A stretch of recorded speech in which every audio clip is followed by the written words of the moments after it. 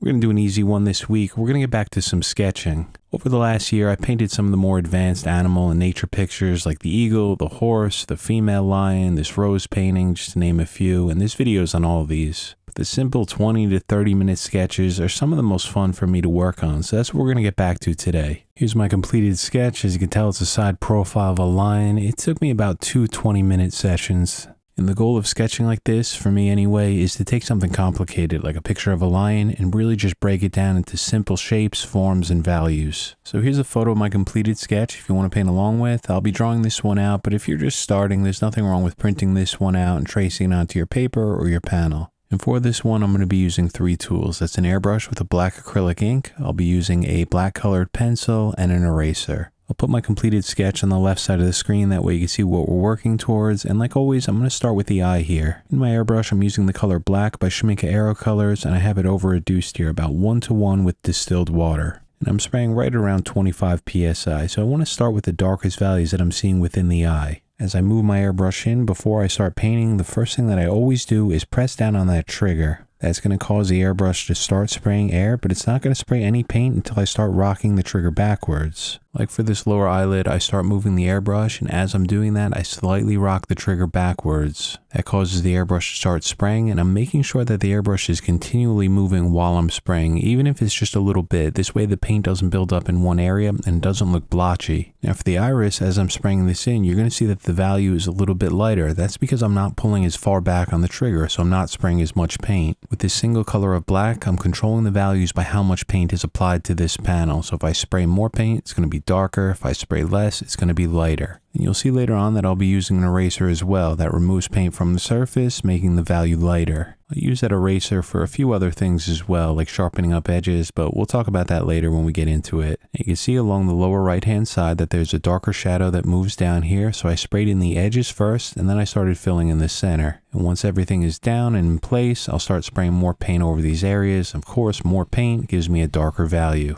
Besides the trigger control, which controls how much paint I'm spraying, another thing that I'm always thinking about and adjusting is the distance from the tip of my airbrush needle to the panel that I'm painting. Now let's take this thin shadow value below the eye. You can see in my completed painting that it's a very thin line, so in order to paint this in, my airbrush needle has to be right off the surface. Now this is not like extreme detail or a hairline, but it's still a pretty thin line. So you can see that as I'm doing this, my airbrush is very close to the surface, the needle is almost touching the panel. And then later on when I'm spraying in some wider lines like on the left side of the painting, you'll see that when I do that, my airbrush is farther back from the surface. That way I get a wider part of the spray pattern and a wider, softer line. And of course, I'll talk about that later. So from here, I want to sharpen up the edges of this line that I just painted in. So what I'm doing is using a soft eraser that's sharpened to a fine point. This way I could remove some paint along the top and the bottom part of this line, sharpening up the edges and making it thinner. I'll also use that eraser to remove some paint along the lower part of the iris. Now I didn't spray paint in here, but I sprayed around it, so overspray got in this area. If you're not masking off individual parts of your painting, overspray is going to find its way into those spots. So to clean it up, I use an eraser. And at the top, there's a thin specular highlight within the pupil. So again, draw that in with the eraser. No white paint needed for this. I'll paint in this darker value above the eye, a bit thinner at the bottom, and then I spray 2 lines out along the left and the right side to make it wider as it moves up. I'm going to expand this shadow out along the lower right hand side, and then I'm just going to spray some more black paint over these areas to help darken them a little bit more. Above and to the right of the eye, we have this small shadow value in here, so to sketch this in, I'm going to paint a few parallel lines next to each other. Be a bit messy with it, allow them to overlap, and this is very similar to hatching if you're drawing in graphite or in charcoal. Just above the eyes in the forehead, there's this darker shadow value, so I want to paint this in first by painting in a line following the contour that I have drawn in. I'm following the curves that I have drawn in, and I'm spraying some more paint at the bottom, especially along the right side to make it wider and softer down there. And then from here, I'm going to follow my graphite lines, which outline the right contour of this lion. See, I painted in that curve along the top, and then the placement of the right eye, which is hidden behind the nose. And then I'm going to work my way down the outline along the right side of this nose. And this line here is relatively thin, so I'm holding my airbrush closer to the panel. You can see in real time as I paint this in, it's not one continuous line. I spray little bits at a time, connecting them, so it looks like a continuous curve. And of course, as I'm doing this, I'm spraying air the entire time, but anytime I start a stroke or I start moving the airbrush, I pull the trigger back a little bit and then push it forward at the end. That way I'm spraying the paint exactly where I want it to go, where I'm pointing that needle onto that panel. Occasionally throughout this video, you're going to see me pinch off the tip of the needle. That's just me removing tip dry, so my airbrush is always spraying well. Up along the top, I'm going to lightly spray in a few lines, which are going to designate where a few of these hairs are going to be later on. And to the left of that, there's a softer, wider shadow. So you're going to see here as I spray this in, I'm holding my airbrush a little bit farther back from the surface. I make a few passes up and down, pulling the trigger back at the start of each one of these strokes and pushing it forward at the end. And so you can see that that line is much wider because of the distance, and also it's lighter because I didn't spray as much paint. We'll do a bit of cleanup here with the eraser, sharpen up a few of these lines, and then we're going to move on to the nose. So you can see I have some more of my lines drawn in here. I'm going to start on the left side, getting these contours in and expanding it up to the right. And then once I get the edge in along the left side of the nose, the left side of the nostril, I start filling in the value within the center. Always spraying lightly at first, getting everything in place, and then going darker and darker with it. Do a quick cleanup with the eraser that helps sharpen up the edges and clean up overspray. And I'm going to extend this shadow value, this thin line up along the right side of the eye down to the nose. It's a darker shadow value within the nose, so just like what I talked about earlier, I'm going to paint in some parallel lines. These are hatching lines to map in the placement of it. I just want to point out that hatching lines like this are not something that I'd use on a more realistic painting, but they work really well for a sketch to map in the placement of darker values. And another thing that I only do in sketches are adding in outlines like what I'm doing here along the right side of the nose. I'm spraying in more paint to darken up the value, make it a little bit wider as well. Just remember that dark outlines around a subject or around an object are always going to flatten the image. But for a sketch like this one, I think outlines give it a really cool stylized look. That's why I like to add it into these. Let's move along to the mouth. I'll start on the right side, just below the nose, start working my way over to the left. Holding the airbrush a little bit farther back to paint the outlines in first. This gives me a softer edge, and then I start filling in the center. You can see that the values are not that dark yet. It's nowhere near as dark as a completed sketch on the left side of the screen. That's just because I didn't spray as much paint yet. I want to make sure I get everything in place and I'm happy with the proportions before I go darker, because it's really easy to make adjustments with the eraser when the paint is light like this. I'm going to paint in the right side of the mouth, a thinner line along the right side, and then I spray a light gradient as I move along to the left. It's kind of subtle here, but you can see the right side is a little bit sharper and the left side is a bit softer. I'll also paint in this thinner line along the right side below the nose. And then to sharpen up the edges and remove some overspray, I go right back over to a soft eraser and make a quick pass along the outside. And that's a simple trick that I like to use to help give myself sharper lines without spraying over a stencil or a freehand shield. And from here, I'm going to start working into the muzzle, the placement of where the whiskers start. Basically just spraying a bunch of dots. You can see very lightly that I have them drawn in with a pencil, so I hold the airbrush close and just rock the trigger back for each one of these dots and then push it forward.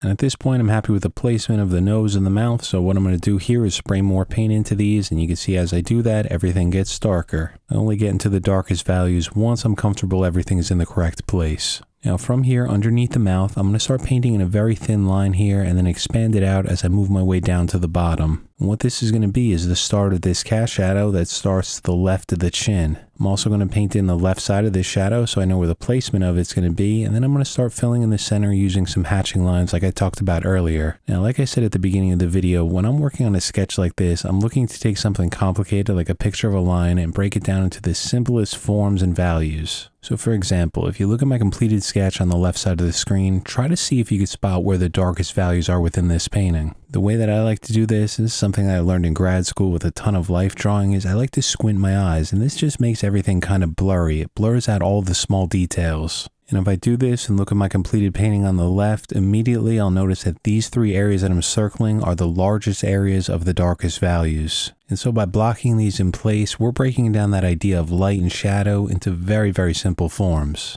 Remember that for anything to look bright in a painting, you always need to have some dark values surrounding it. So when I block in these masses of shadow like I'm doing on the right side here, suddenly these two areas that I'm pointing to right here are going to look like they're in light, creating some depth to a very simple sketch. And that's exactly what I'm doing with the photo reference that I'm using. I'm looking at a picture of an actual line and just breaking it down into those simple forms. So just like always, when I painted in this cast shadow here, I painted the values in very lightly. We'll get darker with this later on, and I used an eraser in there to help break it up, give a little bit more texture to it. Now underneath the chin, I'm painting in a few lines here, which are going to designate some of the hairs in here and also give an outer contour to the lower part of this jaw. I can control the width of these lines by how far my airbrush is from the surface. So for the thinner lines, I'm holding the airbrush in closer. For the wider ones, airbrush a little bit farther back and maybe pulling farther back on the trigger to spray more paint. So now we have the edges and some of the boundaries in for the face, so we need to start adding some of the shadow values within here. I lightly drew in the placement of them with a graphite pencil, and now I'm going to start with this one below the eye. Start with some softer, wider hatching lines to get in the placement of this, and then I'll move along to the right side below the eye and spray in a few more hatching lines to get in the shadow to the left of the nose. And once those lines are in place, you'll see what I'm doing now is holding my airbrush farther back from the surface and lightly spraying some paint over the top. This is a thin glaze of black paint to help darken the whole area. The hatching lines add in some of the texture and some of that drawn look, and then a quick glaze like this is a very easy way to darken up a larger massive value. This area to the right was getting a little bit too dark, so I used an eraser to remove some paint in there and lighten it up. And then I'm going to move along to the left side and start adding in these shadow values that you see on my completed painting. I'm pointing to them right here. Spraying some hatching lines in here and there, but I'm also holding my airbrush farther back from the surface to just block in the placement of the shadow values.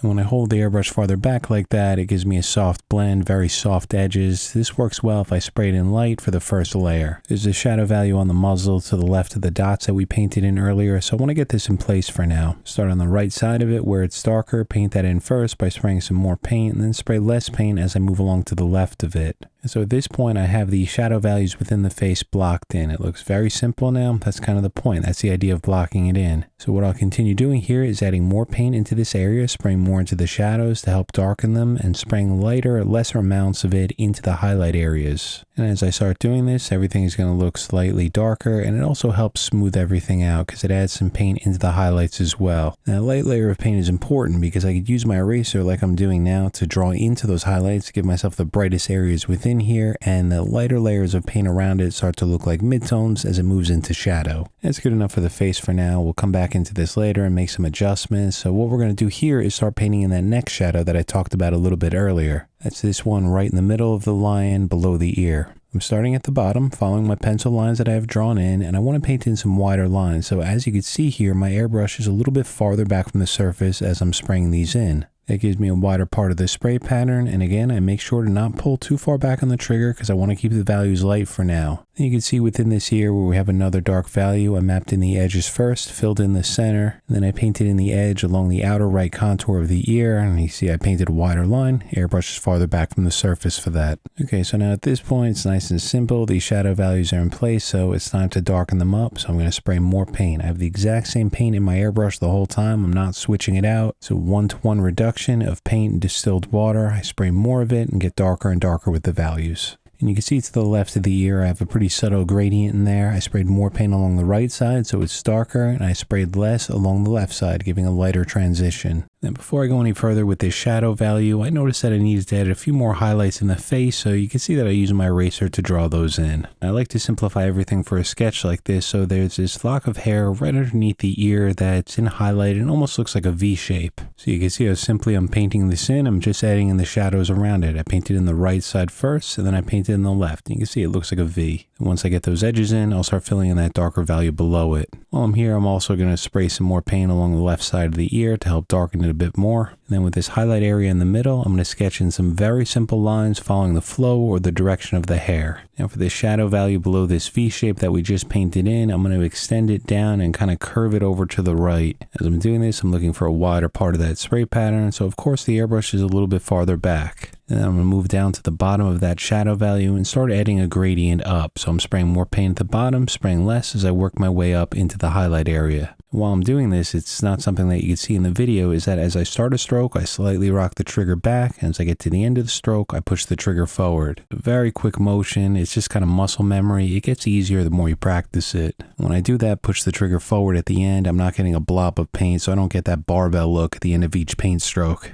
It's time for some cleanup within the ear. I'm going to remove some overspray and sharpen up a few of the edges. And within this highlight area where I have a light amount of paint down on my panel, I'm going to use my eraser to lightly draw in some of the brighter highlights here following the flow of the hair. Nice and simple, just a light amount of pressure and pull out some paint. I want to get some thin lines into that larger highlight area to the right of this, so in order to do that, of course, I get that airbrush in close. I'm going to speed up the video here because it's a lot of the same techniques over and over again. Once I get some of the lighter ones in, I'll get the darker, more defined ones in at the bottom, spraying more paint there, so you can see that gives me a darker value. And for these small shadow values within the forehead, it's just like what I did on the face, some very thin hatching lines to block them in. At the very top of the head where we have some of these softer hairs, kind of like an out of focus look, I held the airbrush a little bit farther back to get a softer blend so these edges are not as defined. Just a light amount of paint so these values aren't too dark, and I'm spraying some more toward the bottom to make that area darker. And for the upper right hand side of this, where we have a few thin darker hairs, I'm going to draw these in with a black colored pencil. And I don't want to get carried away here and drawing too many hairs, just a few along the upper right hand side following the curve, the top part of the forehead. And then once that's down, I applied a light glaze of black paint over the right side of it to make that part look darker, look like it's running away from the light. And with a colored pencil, I start out with a very light amount of pressure to draw these lines in lighter, and then I draw them in darker using more pressure on it later on. So now at this point, we have the tricky stuff all painted in. That's the features of the face. So what I'm going to do from here is work my way from the top of the head down to the left side. And you can see as I'm doing this, I'm really simplifying the idea of fur. I'm just painting in a bunch of lines following the direction or the flow of it. And for the left side where we have these shadow values, I'm holding my airbrush farther back from the surface to paint in some hatching lines. Up on top where they're lighter, I'm not pulling as far back on the trigger, so I'm not spraying as much paint. And then you can see as I work my way down to the bottom, into this third and final really dark value, I'm pulling a little bit farther back. This way I'm spraying more paint. You can see when I do that how much darker those lines are at the bottom. I'll get a few of those darker reference lines in the highlight to the right of it, and also spray more paint into that dark cast shadow along the right side. I think at this point, even if I left it like this, it would still look pretty cool as a sketch, but I'm going to push it a little bit further. So you can see what I'm doing along the upper left-hand side, adding in some of these kind of like wild-looking hairs, just kind of add some weight onto this side, make these look a little bit darker, kind of pulls the eye in that direction. I'll use a colored pencil later on to darken these up even more. So from here, I'm going into this highlight area to the right and just adding some of the shadow values, some of those darker lines in, and also a light glaze of paint over the top of everything so I could erase into this. You can see once I get that down, I go back over to a soft eraser and pull out highlights in between those shadow values. Again, it's a sketch, it's not that much detail, but this helps add a little bit of depth to it. And like I mentioned earlier, I'm using that black colored pencil for those lines on the upper left-hand side to add some more weight to them. And at this point, we're pretty much done. Just going to make a few adjustments here. One thing I want to add are a few of the whiskers along the right side. Now we have two different types of hairs for the whiskers. We have the dark ones, and then we have the ones in highlight, which are light values on top of dark. So I'm going to start with these light ones, and the way that I'm doing this, as you can see here, is I'm using an eraser that's sharpened to a fine point, kind of like a chiseled point, and I already have the dark values down on the panel. So what I'm doing is just erasing right into it, drawing these right on top of the paint that's already down. I found that a more aggressive eraser like this ink eraser works better for this because it's much easier to sharpen it to a fine point. And of course, something like an X-Acto blade to scratch out these lines would work great as well. And then for that other dark whisker along the top, I'm going to draw that in with a black colored pencil. And at this point, we're done. I'll go around, make a few adjustments here and there, but that's it. That's my quick sketch of a lion. It's a really fun one to do, and I hope some of you guys try it out for yourself. And of course, if you need any help, just leave a comment down below. I'm happy to help any way that I can. Thank you guys so much for being here and for watching. Hope all of you have a great week ahead. And of course, I want to say thank you so much for the extremely generous support of the current channel members scrolling up on the screen right now. And I'd like to give a warm welcome to the newest channel members this week. That's DG, Tamlin, Terry, and Crumb. And a welcome to Steve and Oliver, both at tier 3s. It's very generous of you guys. Thank you so much. And a welcome back to Sun for resubscribing. I really appreciate all the support, so thank you guys.